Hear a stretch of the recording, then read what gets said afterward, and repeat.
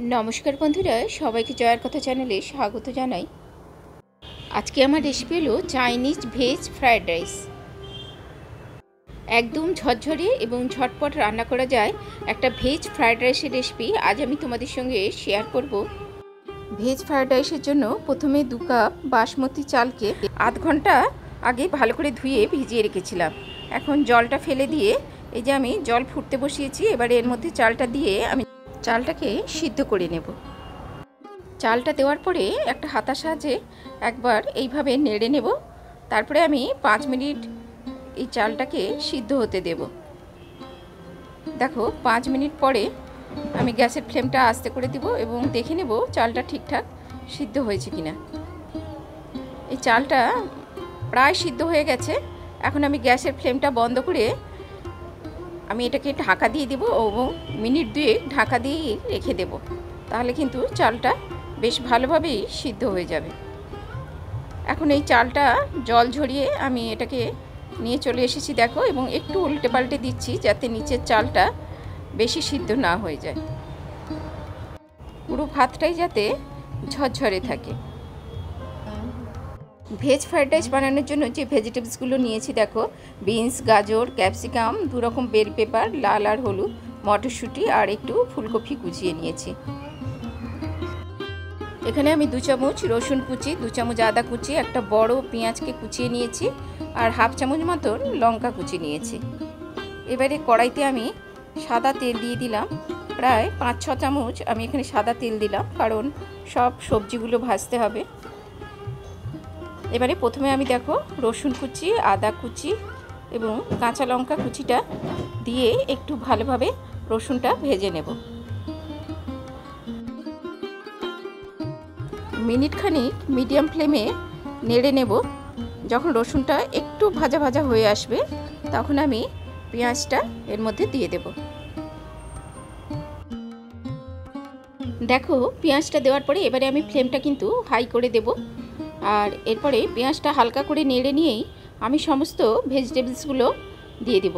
এখন কিন্তু আমার গ্যাসের ফ্লেমটা হাই রাখতে হবে।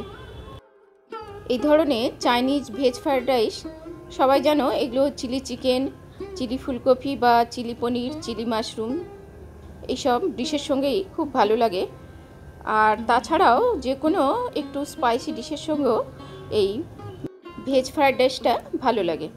আর এই হাই ফ্লেমেই আমি সবজিগুলো একটুখানি নাড়াচাড়া করে নেব এবং এখানে দেখো আমি হাফ চামচ নুন দিয়ে দিলাম। এবারে একটু নাড়াচাড়া করে আমি মিনিট খানেক একটু ঢেকে দেব যাতে সবজিগুলো একটু নরম হয়ে যায়। গ্যাসের ফ্লেমটা কিন্তু হাই রাখতে হবে। এই দেখো মিনিট খানিক পরে এই সবজিগুলো দেখো একটু নরম হয়ে গেছে, কিন্তু বেশ গোটা গোটা আছে। এই অবস্থাতেই আমি হাই ফ্লেম রেখে এটাকে আরেকটু নাড়াচাড়া করে নেব।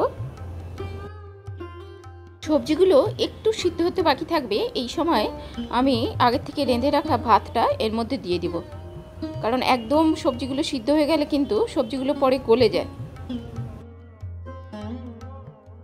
আর একটু কাঁচা থাকলে কি হয়, এই গরম ভাতের ভাপেই আর সম্পূর্ণ সিদ্ধ হয়ে যায়। আর এখানে দেখো আমার ভাতটা কতটা ঝরঝরে হয়েছে। আমি কিন্তু পুরো ভাতটা দিইনি, আমি অর্ধেক ভাতটা দিয়েছি। যেহেতু আমার কড়াইটা ছোট তাই প্রথমে আমি এই সবজিগুলোর সঙ্গে অর্ধেক ভাতটা ভালোভাবে মিশিয়ে নিলাম। অর্ধেক ভাতটা সমস্ত সবজির সঙ্গে খুব ভালোভাবে মিশিয়ে নেওয়ার পরে তারপরে দেখো আমি এবারে আর বাকি অর্ধেক ভাতটা এর উপরে দিয়ে আবার মিশিয়ে নেব। এইভাবে মেশালে দেখবে ভাতটার সঙ্গে সবজিগুলো মেশাতে সুবিধা হয়। এখন দেখো এতে আমি 1 চামচ নুন দিয়ে দেব আর 1 চামচ গোলমরিচ গুঁড়ো দিয়ে দেব। তবে তোমরা তোমাদের স্বাদ অনুযায়ী একটু কম বেশি করতে পারো। আর এখানে আমি হাফ স্পুন চিনি দিয়েছি, তবে তোমরা না চাইলে চিনিটা পুরোপুরি অ্যাভয়েড করতে পারো। এখন এগুলোকে আমি খুব ভালোভাবে এই ফ্রাইড রাইসের সঙ্গে মিশিয়ে নেব এবং দেখুন মেশানো হয়ে গেলে আমি এখানে 1 চামচ ভর্তি করে সয়া সস দিয়ে দিলাম। আর সয়া সসটা দিয়ে খুব ভালোভাবে মিশিয়ে নিলেই আমার চাইনিজ ভেজ ফ্রাইড রাইস তৈরি হয়ে যাবে। এখানে দেখতেই পাচ্ছ আমার চালগুলো সবই গোটা গোটা আছে এবং বেশ ঝরঝরে হয়েছে এই ভেজ ফ্রায়েড রাইসটা। এখন এটাকে আমি একটা প্লেটে সাজিয়ে নিলেই পরিবেশনের জন্য তৈরি হয়ে যাবে। আর তোমাদের যদি রেসিপি ভালো লাগে প্লিজ লাইক করো, কমেন্ট করো। আর আমার চ্যানেলের সহজ সরল রান্না ভালো লাগলে আমার চ্যানেলকে সাবস্ক্রাইব করে দিও এরকম সহজ সরল রেসিপি দেখার জন্য। আজ এই পর্যন্তই। সবাই ভালো থেকো, সুস্থ থেকো এবং এতক্ষণ সময় ধরে সাথে থাকার জন্য সবাইকে অনেক ধন্যবাদ।